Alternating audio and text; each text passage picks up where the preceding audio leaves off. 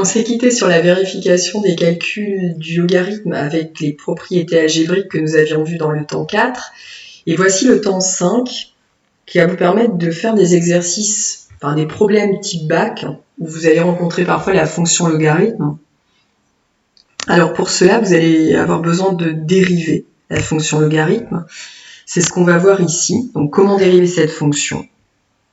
Et quelles sont ses quelques propriétés, en particulier son sens de variation et son signe sur son ensemble de définitions.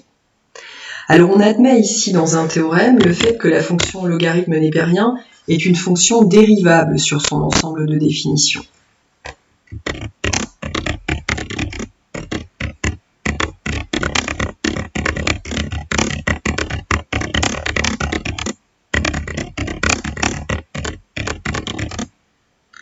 C'est-à-dire, son ensemble de définitions, c'est 0 plus l'infini. Et sa fonction dérivée est la fonction inverse. Autrement dit,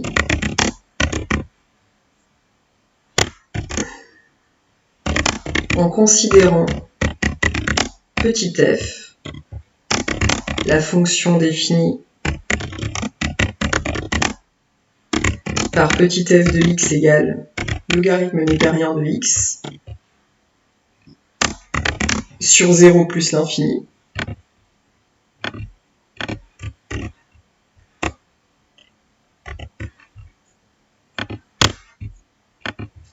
alors f est dérivable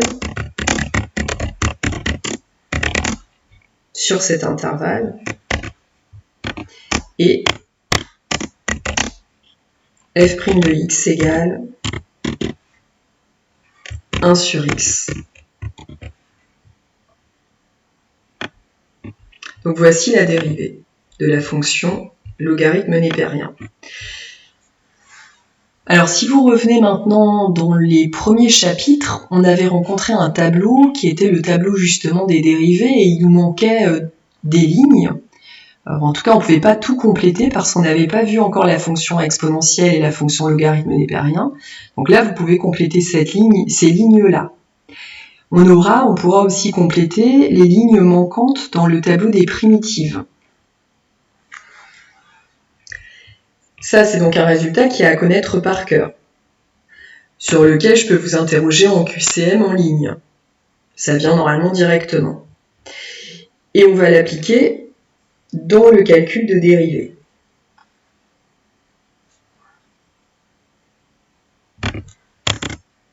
Alors ici, je ne vous pose pas dans le cours une fonction à dériver qui est compliquée. Là, c'est vraiment une application de ce qu'on vient de voir au-dessus. Après, dans la feuille d'exercice, on aura des fonctions à dériver qui seront un petit peu plus corsées. Alors ici, f défini ainsi est dérivable sur donc cet ensemble comme différence de fonction dérivable et f' de x, alors pour moi ça va être immédiat, hein. La dérivée de la fonction qui a x associe 2x, c'est 2, moins. On vient de voir que la dérivée du logarithme, c'était la fonction inverse. Donc, je garde ici le coefficient 3. Je multiplie par cette expression.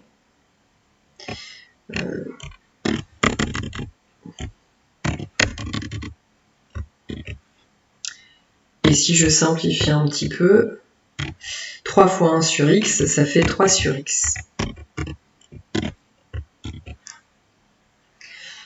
Voilà l'expression de la fonction dérivée de petit f. Maintenant, on ne va pas forcément s'arrêter à cet endroit, parce que le but de la dérivation, c'est d'ensuite étudier le sens de variation de petit f. Pour pouvoir étudier le sens de variation, il faut pouvoir étudier le signe de f' de x. Ici, f' de x s'écrit sous la forme d'une différence. Vous n'avez pas de règle de collège qui vous donne la différence de deux nombres qui seraient de signes identiques. Si vous me dites je fais un plus moins un plus, Je vous dis OK. Quel est le signe du résultat? Donc un positif sur lequel vous allez retrancher un autre positif. Je vous dis quel est le signe du résultat.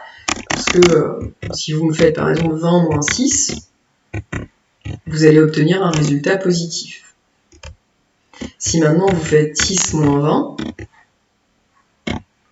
vous trouvez un résultat qui lui est négatif. Donc quand vous êtes en train de faire la différence de deux nombres qui ont le même signe, tout va dépendre entre guillemets de la force que vous avez. Donc il n'y a pas de règle. Par contre, il va y en avoir, ça vous l'avez vu en quatrième, il y en a pour le produit et il y en a pour le quotient. Raison pour laquelle je vais pousser un tout petit peu plus loin la simplification ici, parce que je vais mettre sous la forme d'un seul quotient. Ça veut dire que je vais transformer 2, qui peut s'écrire aussi comme 2 sur 1. Donc je peux écrire mon expression sous cette forme. Bien, je vais transformer 2 sur 1 pour m'arranger pour que j'ai un quotient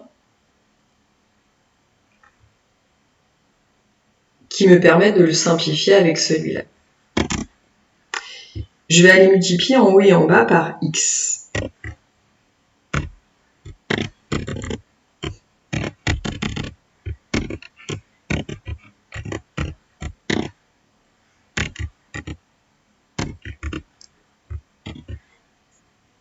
Comme quand je cherche à mettre au même dénominateur pour simplifier des fractions. Je réécris ça sans le 1. J'aurais pu ne pas l'écrire directement d'ailleurs.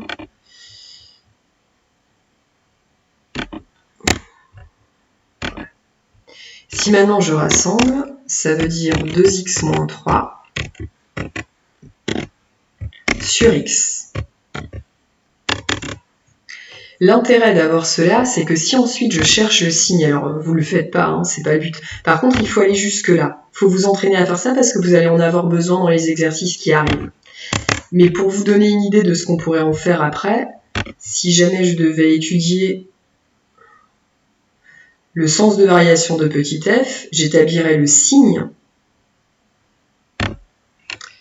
de petit f' de x. Ça veut dire qu'ici j'aurai x, 0, plus l'infini. Alors je fais grossièrement, je vais même indiquer un truc, mais uniquement à l'oral. Donc ici 2x moins 3, ici x, ici f' de x, et ici donc j'aurai les variations de petit f. Alors 2x moins 3, à vous de chercher les valeurs d'annulation, etc. Le signe de x, je rappelle que x est une quantité qui va s'annuler en 0, et qu'après c'est positif, parce qu'entre 0 et plus l'infini, x a pour signe plus. Puis ensuite le quotient, alors attention là, valeur interdite. Parce que quand vous allez faire un nombre différent de 0, divisé par 0, vous avez une valeur interdite. Alors pour les valeurs interdites, on va mettre des doubles barres. Bon, là pour l'instant j'en mets pas, de toute façon c'est pas à écrire dans le cours, mais normalement là c'est double barre. Et ici on va aussi avoir double barre. Et le signe de f' va dépendre de ce que vous trouvez ici. Mais on établirait en fait le sens de variation de petit f comme ça. Alors j'enlève cette partie-là, vous l'avez peut-être vous rajouter, mais on n'en a pas forcément besoin. Conséquence, la fonction logarithme népérien est une fonction strictement croissante sur 0 plus l'infini. Alors donc je reviens, c'est peut-être un petit peu compliqué pour vous là, mais dans l'exercice qui est ici, je vous ai fait calculer une dérivée, mais je rappelle que mon théorème était celui-là. Et qu'à partir de ce théorème, j'en tire des conséquences sur la fonction logarithme népérien. Cette fonction logarithme népérien, je sais qu'elle est dérivable. Je sais comment s'écrit sa dérivée. Et j'en déduis que la fonction logarithme népérien va être strictement croissante sur cet intervalle, car f' de x étant égal à 1 sur x est strictement positif sur 0 plus l'infini.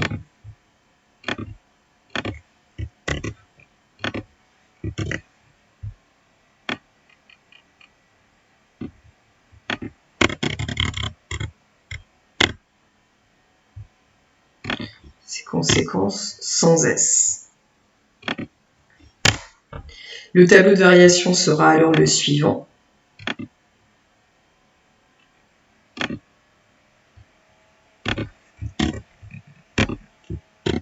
Alors ici, on pourrait mettre une ligne pour la dérivée,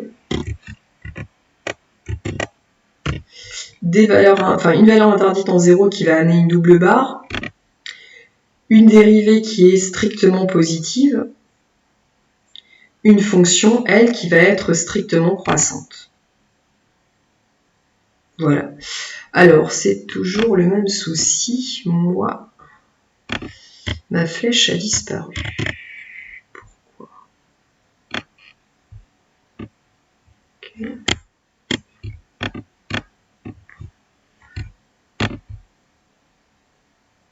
Alors, ça va être à vous de rajouter la flèche.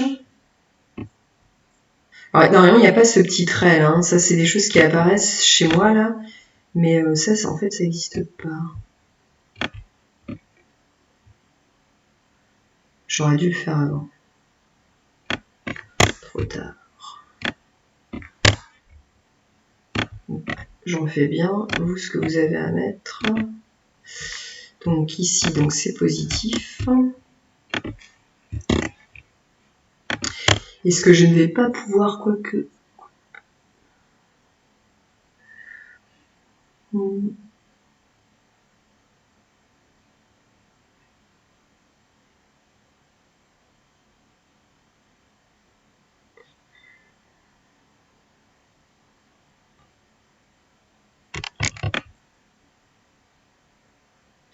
Alors j'ai un bug parce que je cherche ma flèche, je cherche à la faire et je me souviens plus où. Comment on fait? Donc, oui.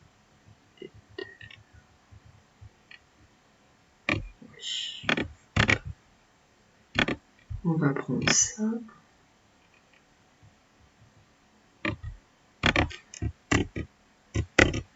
Voilà.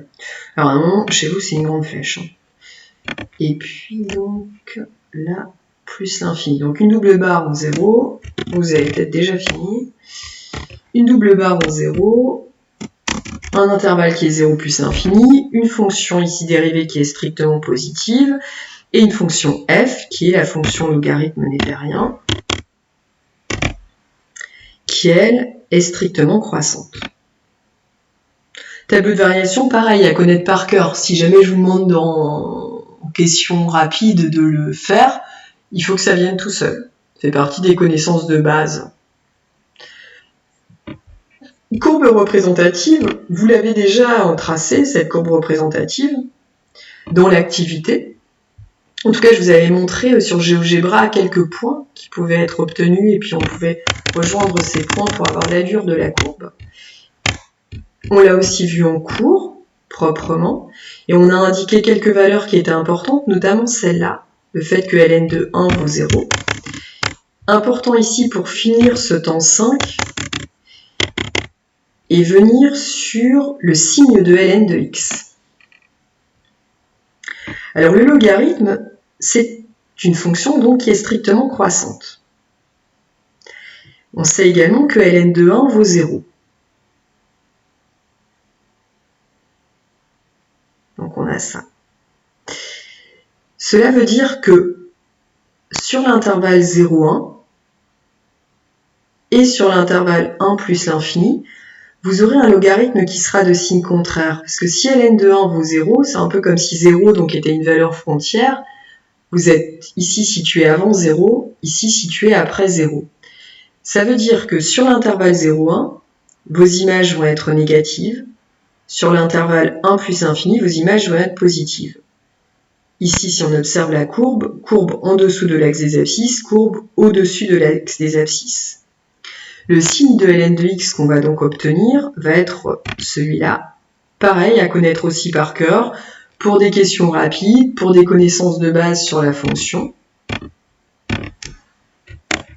Donc on a une valeur interdite en 0.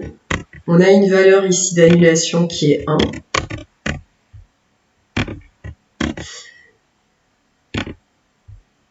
Et on cherche le signe de ln de x.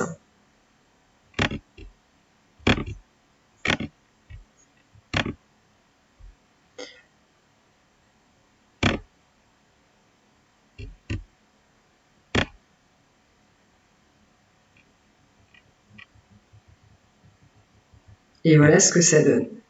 Donc 0, 1 plus infini, moins plus, une valeur interdite. Et je rappelle que ces traits-là que vous voyez apparaître, sur des impressions de feuilles, ils n'apparaissent pas. Donc ces traits-là, celui-là, celui-là, celui-là et celui-là, faut pas les faire. Et la propriété, donc, c'est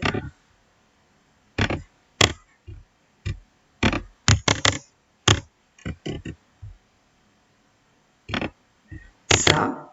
Et on peut écrire en dessous ln de x égale à 0 si et seulement si x égale 1. ln de x est strictement inférieur à 0 si et seulement si x appartient à 0, 1. Et ln de x est strictement supérieur à 0, c'est-à-dire positif, si et seulement si x appartient à 1 plus l'infini. Donc ça, c'est quelque chose qu'on écrit comme ça et qui se lit dans un tableau de signes sous cette forme. Et j'en ai fini avec le temps 5. Donc maintenant, on va aller appliquer une partie de ce cours dans des exercices qui sont davantage de type bac et plus complets que ceux que vous avez rencontrés jusqu'à présent sur le logarithme népérien. Au revoir.